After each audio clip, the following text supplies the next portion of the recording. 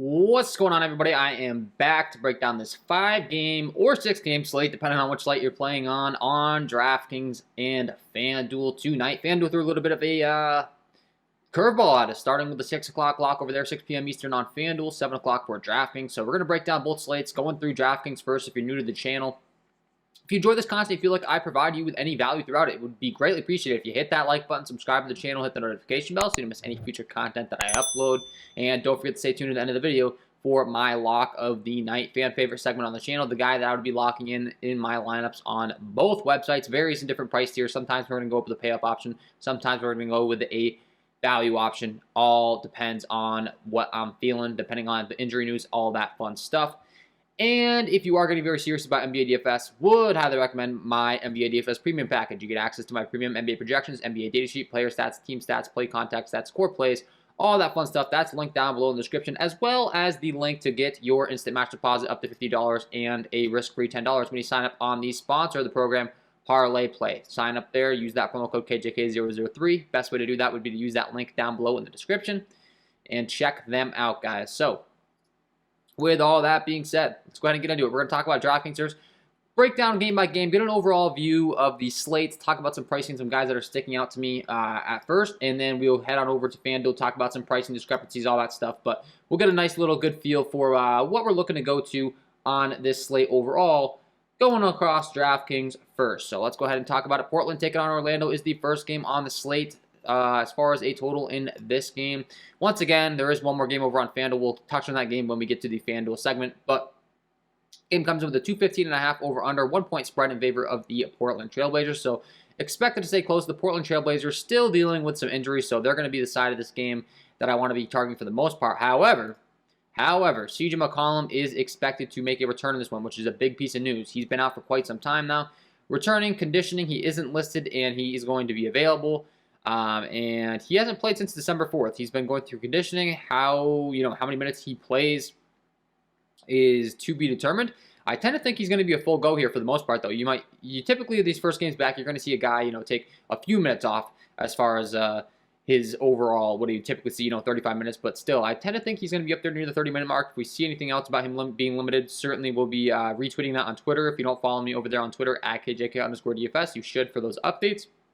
But, yeah, CJ McCollum coming back, certainly going to take away some usage, and there's a possibility of Norman Powell coming back as well. So, I kind of jumped the gun with saying these guys are going to be shorthanded. They could be not quite as shorthanded as we think, if indeed Norman Powell does return. So that's a big piece of news, obviously. We're going to have to wait on the news as far as Norman Powell and shoot around, but for the time being, with CJ McCollum coming back, that's definitely going to take a bit of a hit to an Anthony Simmons. At an 8K price tag. He's been priced up a lot for a guy that's been really dominant in usage. This is a phenomenal matchup. Taking on this Orlando Magic team is the only thing. They come in as one of the worst teams in the league defensively. Looking at my premium content sheet for defensive half-court and putbacks tool, I can see that Orlando ranks 26th overall in points per possession rank, 22nd in offensive rebounding percentage rank allowed as well. So definitely a good spot to be targeting, and one that I think you can be targeting Jusuf Nurkic regardless. With the CJ McCollum news, I think that's going to affect Anthony Simmons the most here. Jusuf Nurkic is still going to be a smash play. Love targeting the Orlando Magic, and he's going to be the one that I'm mainly looking to. The Norman Powell news is big, though. Still going to have some interest in Anthony Simmons. It's just he's been priced up. It's going to be a little bit of a hit to CJ McCollum. But regardless, if Norman Powell's out, going to be having to still have interest in a Robert Covington and Azir Little a little bit. Both their minutes will be very solidified. Both can be producing at much higher rates than they would be if he's in. And both are going to be guys that I'm looking to. Dennis Smith Jr., Ben McLemore, all those other guys we were targeting. Not so much. Running it back on the other side, Portland is terrible defensively as well. 30th overall in points per possession rank, 30th in the league in half-court points per play rank, 18th in putbacks. A little surprised by the total in this game, honestly. I would expect it to be a little bit higher, only a 215.5 over-under, with these teams being terribly defensively. Could be maybe a sneaky spot to be targeting. Both teams starting to get healthy, though, is the only problem. So Wendell Carter Jr. continuing to be out. I do think that Mo Bamba could really be an interesting option here if he sees an uptick in minutes. We only saw 17 minutes last time out in his first game back, but that could continue to go up, and he's 5'6", so I'd be willing to take a risk on that for sure if he's starting. And then, of course, Franz Wagner, Cole Anthony going to be the top two pay-up options on the most usage on the Orlando side. Cole Anthony, by far, going to be my favorite option. Running it back with him, he dominates the usage. He gets the most upside. He's just the guy that this offense runs through. So that's kind of what I'd be looking to this game. But overall, I think the total is a little bit too low, honestly, from what I'm seeing from how these teams fare defensively. So a little bit of an interesting spot to talk about there. Next game on the slate, we have Toronto taking on Miami as far as a total in this game. This game comes with a 211 over-under, 4-point spread in favor of the Miami Heat. Definitely not one of the best games to be targeting on this slate from a fantasy point environment, but the one thing we can say is both sides very solidified in their minutes, and there is no Kyle Lowry in this game, which is a pretty big piece of news, actually, because that's going to be a big bump up to a Tyler Hero and a Jimmy Butler in this game tonight. So specifically on the Miami side, I'm definitely going to want to be getting some exposure here, mainly to the Miami guys. For that reason, Jimmy Butler, Tyler Hero, as mentioned, going to be getting a big bump up here. As far as other guys you'd be looking to, obviously Gabe Vincent, Max Struss, going to be getting a big bump up as well. Gabe Vincent expected to get the start at only 5K. Max Struss is only 4.3. Once again, you know, you take Kyle Lowry out of the equation, that's a big deal, especially considering these guys are a cheaper price tag. So I'd really definitely be willing to get some exposure here. Grading out as some great value plays for me early on in my projection model here. And, you know, it just makes sense. You take a guy like that out of the equation. Obviously, I think Jimmy Butler is going to be the most, you know, heaviest upside guy, and he's going to be in a phenomenal spot here. And his price tag has fallen all the way from 9.8 to 8.9. So this is the perfect storm to just load up on some Jimmy Butler, load up on some Tyler Hero, and then be mixing and blending in those other guys. Bam Adebayo is listed as questionable. That is a big piece of news. Of course, if he does return in this one, that would make it so that we can no longer be going to Omar Yurtseven. He's been priced up. His minutes would be cut way down. If indeed Bam Adebayo continues to be out, though, Yurtseven going to be a guy that I'm looking to go to, and it's going to be mainly Hero, Butler, and Yurtseven for me in this game. Running it back on the Toronto side, we know they have a very solidified rotation. You have Fred VanVleet, Pascal Siakam, Scotty Barnes, Gary Trent, if he does return, all play a ton of minutes. So certainly be willing to load up on these guys. Obviously, OG Anunoby as well. All these starters in this rotation. 39 minutes last time out for OG Anunoby. As far as Scotty Barnes is concerned, he played 33. You go up to the top, Fred VanVleet, Pascal Siakam, all seeing, you know, 40 minutes a game. This is just a lineup you want to be targeting with minutes. I would say with the high price tags of VanVleet and Pascal Siakam in the game, not exactly being the fastest paced game in the world, I mostly want to be getting exposure to the cheaper options, such as a Gary Trent, OG Anunoby, and Scotty Barnes. Just going to be kind of tough, and if you're targeting one of these pay-up options, probably fading the rest because they're really going to have to dominate the usage to be able to get there at their price tags at 9.2 and 9.3. So that would be my approach in that one. OKC taking on Dallas. Next game on the slate. Kristaps Porzingis is in. Luka Doncic is in. This Dallas Mavericks team starting to get a lot more healthy here. The price tags have kind of come up. Jalen Brunson's priced up now for there being no Kristaps Porzingis, and for that reason, going to have very limited appeal in this game, to be honest with you. It's a 10.5-point spread in favor of the Dallas Mavericks, so there is some validity to maybe targeting some guys in a blowout, such as like maybe a Josh Green off the bench, or Reggie Bullock, but Marquise Chris maybe at 3-1. And on the other side, you can be looking to a Trey Mann at minimum salary, Ty Jerome at 3-1. I think Trey Mann's actually really interesting at that price tag. 3K, the Oklahoma City Thunder have continued to see him, you know, play him a decent amount of minutes here at a 3K price tag. And if the game turns into a blowout, there's a solid chance that he gets a blowout run here, and that would really pay off for you in your tournaments. Pulling up my data sheet here as far as the overall fantasy point production for him on the season, pulling up the Oklahoma City Thunder. And looking at Mr. Trey Mann, he has been putting up on a permanent basis on the season, 0.77 DK points per minute. So, I mean, that's really solid. If you get some blowout run, definitely going to be liking that. And if the game stays close, even if it doesn't, I'd say my favorite option in this game overall on the OKC side would be Lou Dort at 5.3, just upside at his price tag. If the game turns into a blowout, you don't have to worry about him getting a full allotment of minutes. He can still get you there, and he loves to shoot the 3-ball. You get that 3-point bonus over here on DraftKings. Grades out is a pretty great value for me over here on my projection sheet, and someone that I would certainly be willing to get some exposure to in my tournament lineups. But other than that, I'm a little worried about this game turning a blowout. Dorian Finney-Smith is grading out as a pretty decent play for me on the Dallas side of things. He's priced at 4.4 here, and he's a guy that just plays a lot of minutes traditionally, and not exactly the best fantasy point producer, but once again, I'd rather target the cheaper guys in this game. If this game is going to turn into a blowout, you know, chances are the pay-up options aren't going to get there at their price tags. You have Luka Doncic up at 10.7, Shai Gilgeous at 8.2, Josh Giddey at 7.1. Just a little bit scary, and if you think the game stays close and you want to stack it up, obviously getting some exposure to a Shai Gilgeous-Alexander or a Josh Giddey on the Oklahoma City side, running it back with the Luka would make sense. But probably not going to be my approach. It's a 207.5 over-under. It's the slowest paced game on the slate, looking at these totals. We have another game that we're going to talk about, the Lakers-Utah Jazz game. I'd much rather be going for the pay-up options in that game. So not going to be getting too much exposure to this game. I'd be taking some risks on some of those guys that we talked about in a blowout. On the Dallas side, you could play Dallas side of things. You could play Josh Green, Sterling Brown, Marquise Chris. On the Oklahoma City side, you could play Trey Mann, Ty Jerome, Aaron Wiggins. Mike Muscala maybe, but that's just skeptical. And you don't really know who's going to get the blowout run, but those are the guys you would anticipate do. Trey Mann's probably my favorite option there. Phoenix taking on the San Antonio Spurs. Next game on the slate. This game right now comes in with a 224 over-under, 5.5 point spread in favor of the Phoenix Suns. So expected to stay close, expected to be a up-tempo game. The only downside here is, once again, we're getting a lot of these guys back. The price tags have been climbing because these guys have been out. Derek White's back. Jakob Poeltl's in on the San Antonio Spurs side of things. Derek White, however, played 25 minutes in his return. He put up 38 DraftKings points. I would anticipate that he gets a lot more minutes in this one, and his price tag is only 6.5. So he is someone I'm very intrigued to play. He was up near like 7.2 earlier before returning from the list.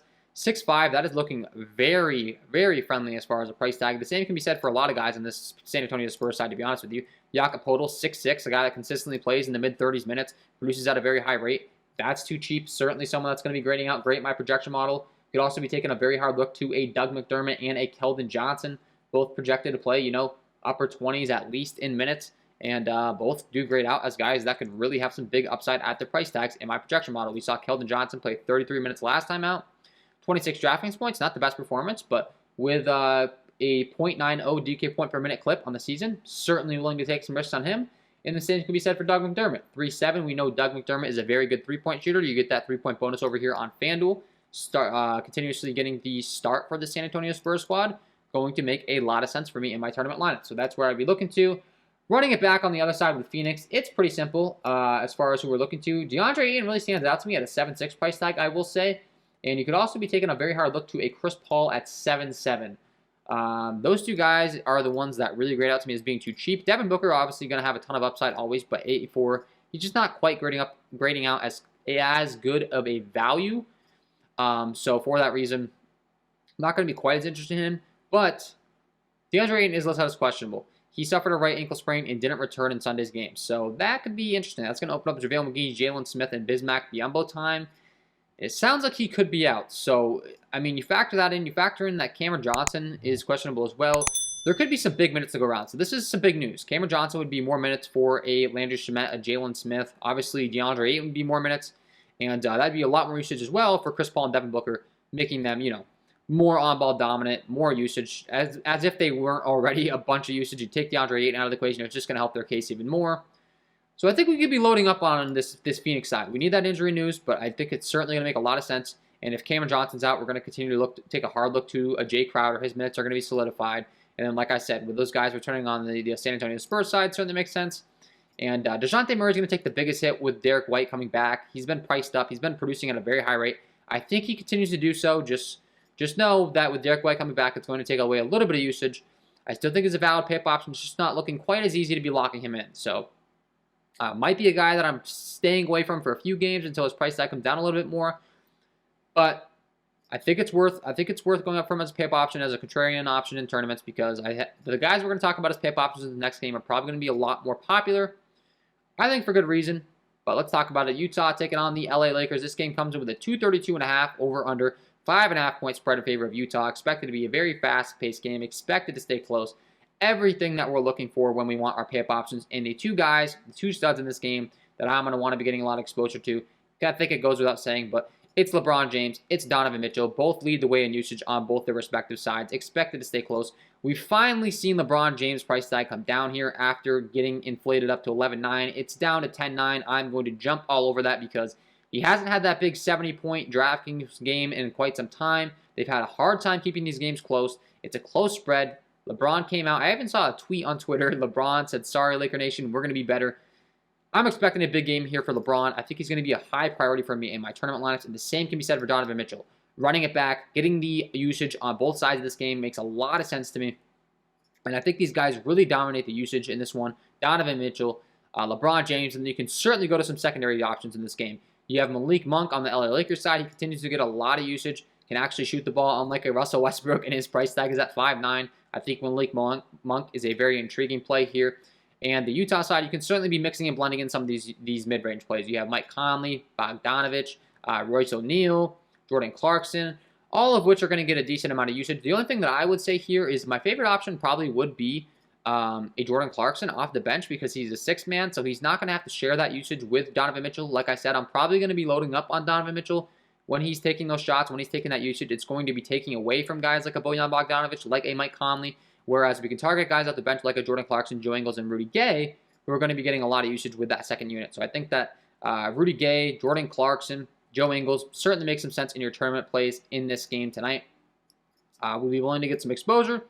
And overall, just want to be getting some exposure to this game. Mike Conley at 6'1" is priced very friendly, so if you want to run Mike Conley and Donovan Mitchell, I do think that's valid. But I think the correlation's a little bit negative. I'd much rather be going with Jordan Clarkson, like I said, with that second unit. Not quite as negatively correlated, making some sense to me. And Russell Westbrook is the guy that's just forgotten. He's been terrible. It's really tough to be wanting to tell you to play Russ, but the fact of the matter is, you'd think at some point he has to break out and have a big game, and this could be the game where he does so. You can play Russell Westbrook and LeBron James, hoping they dominate the usage, and maybe we get Russell at 1 because he's been terrible.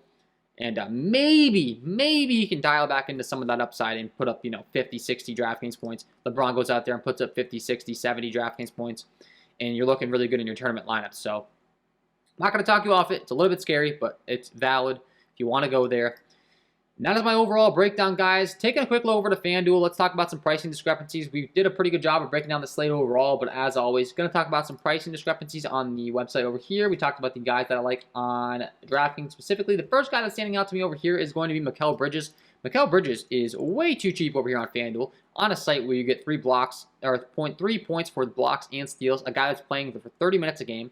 Hasn't had a big game in quite some time. Only 18, 10, 16 FanDuel points the last 3 times out, especially if there is no DeAndre Ayton, though, in this game. If there's no Cam Johnson, preferably both of those guys are out. But, I mean, this price tag is very friendly at 4.5. Going to definitely want to be looking to him. Another guy we talked about that gets a lot of minutes that's grading out as a phenomenal play over here is Scotty Barnes at 5.6. Scotty Barnes is going to be a great play on both websites with the minutes he's getting, but specifically on FanDuel. That is a very cheap price tag. Once again, for a guy that's going to be playing in the mid-30s. Hasn't had a big game, similar to Mikal Bridges. Both guys kind of similar here. Take a secondary C as far as the usage on their teams, but they're playing a lot of minutes. You can get the blocks and steals. They can rack up the peripheral stats. And the price tags are too cheap. So I really like starting out with those two. We talked about a Russell Westbrook. If he can finally break out, his price tag looking a lot more friendly over here on FanDuel. He's only 8.1. He's constantly popping in my projection model because, his fantasy point production, he puts up 1.14 FanDuel points per minute. So on paper, you would think he's going to be a great play. He just hasn't had that big game in quite some time. They've been involved in a blowout. If this game stays close, it's going to be a great play. Donovan Mitchell, 8.2, I do greatly prefer. Obviously, we talked about him. He's going to be one of my top pick options on FanDuel. They're making it very easy to play him in your lineups. Just lock him in over here on FanDuel. I think that's just too cheap of a price tag, so I like that for sure. Chris Paul at 8K, especially if there's no DeAndre Ayton as well. We talked about liking him on DraftKings. I'm going to like him over here on FanDuel at that 8K price tag. Certainly grading out as a phenomenal play. At the center position, we talked about a Jakob Poeltl in that San Antonio Spurs side of things, getting a lot of minutes. His price tag is very friendly over here at 6.2 once again, so I'd be willing to get some exposure to him.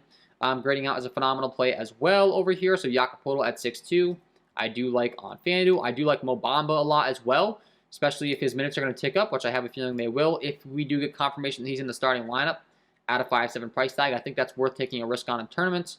A little bit risky, but I think it's worth it. And then as far as anyone else, Rudy Gobert at 8.6. We talked about that fast up-tempo game for the LA Lakers. I guess the only downside for him here is he did just return. He is on a back-to-back, but we saw him play 35 minutes last time out. The Utah Jazz coaching staff came out and said these guys are going to play their full allotment of minutes. In a fast up-tempo game, one of the best rebounders in the league. We saw him put up 19 rebounds in his return. And in a fast up-tempo game, there's obviously going to be a lot of opportunities for rebounds. The other guy, obviously, Yusuf Nurkic, 7.5. We talked about it. His usage is still going to be up. With there being no Damian Lillard, I know CJ McCollum's returning, but 7.5, the guy's been phenomenal. He gets a great match taking on Orlando. FanDuel continues to not price him up. I like him at the center spot here. Power forward, LeBron James, going to be a great play. Giannis Antetokounmpo, you have to debate, so let's talk about it. This game obviously comes with a 229 over-under, 5.5 point spread in favor of Milwaukee. They continue to be without Drew Holiday, so that's going to be a lot of usage to go to a Giannis Antetokounmpo as long as he's out. Clint Capella's out on the other side for Atlanta. Bogdanovic looking like he's out as well. So with all this being said, there's going to be some usage to go around on the Atlanta Hawks side. There's going to be some usage to go around on the Milwaukee side. With there being no Bogdanovic, certainly going to be a big bump up to guys like a DeAndre Hunter, a Dylan Gallinari, and a Kevin Huerter, all three of which I'm willing to get a lot of exposure over here on FanDuel. They're all really cheap. 4.4 for Gallinari, 4.4 for DeAndre Hunter. That's too cheap with there being no Bogdanovic, a bump up in minutes, and the same can be said for Kevin Huerter at 5.4. So FanDuel, with this game being an option, I think it makes a lot of sense to be loading up with these Atlanta Hawks guys. With there being no Clint Capella as well, John Collins obviously going to be getting a big bump up. And on the Milwaukee side, the same can be said. There's no more DeMarcus Cousins cutting into Bobby Portis' minutes. 6.3 price tag is too cheap. They continue to not price him up. He's going to be really easy to be getting in your lineups. Same can be said for Chris Middleton at 8.3. Same can be said for a pay-up option in Trae Young and Giannis Antetokounmpo. Honestly, this game grades out as a phenomenal play for me. In my projection model, these guys looking really good. Trae Young looks phenomenal at 9.6. Really going to like him. Really like Bobby Portis, obviously. John Collins, we just talked about. Danilo Gallinari, like DeAndre Hunter. This is a game that's really, really making a lot of sense for me to be targeting. And yeah, I mean, that's the big difference between FanDuel and DraftKings. You have so many value plays. Gallinari, we talked about, Hunter in this game. That's going to allow you to get up to the pay-up options on FanDuel, whereas this game is not an option on DraftKings. So yeah, guys, that's my overall breakdown for this slate today. Before I let you guys go, I got to give you my lock of the night. Before I do, quick reminder, check out the sponsor of the program, Parlay Play. Sign up today using that promo code KJK003. You can use the link down below in the description. I'll be giving out picks in the live stream. Also, check out the premium content. Link below in the description. You get access to the premium NBA projections, NBA data sheet, player stats, team stats, play context stats, core plays. And with that being said, guys, got to give you my lock of the night. Let's get into it. And my lock of the night tonight is going to be Jimmy Butler, taking on this Toronto Raptors squad with no Kyle Lowry in this one, going to get a big bump up in usage, and we've seen his price tag come down just in time here to be targeting him in a bump up in usage spot against a Toronto Raptors team that has not been good defensively on the season so far. Certainly willing to target them. Looking at my defensive half-court and putbacks tool, my premium content over here as far as the Toronto Raptors are concerned on the season. They do fall right in the bottom third of the pack in the league. 20th overall in points per possession rank, 29th in offensive rebounding percentage rank, allowing a lot of extra possessions to opposing teams. You add in the usage for Jimmy Butler. You add in the price discount now with his price tag falling on these websites. No Kyle Lowry. Love the spot here. Get him in your lineups because he is my lock of the night. So yeah, guys, Jimmy Butler, get him in your lineups, and that is all from me in this one. If you did enjoy the content, if you could please take a second to leave a like on this video, subscribe to the channel, hit the notification bell. That would be greatly appreciated. Hopefully you tune into the live stream later as well. Be giving out my final picks with some injury news possibly breaking, all that fun stuff. We'll have a more up-to-date idea of where I'm looking to. Wish you guys all the best of luck tonight, and we will see you in the next one.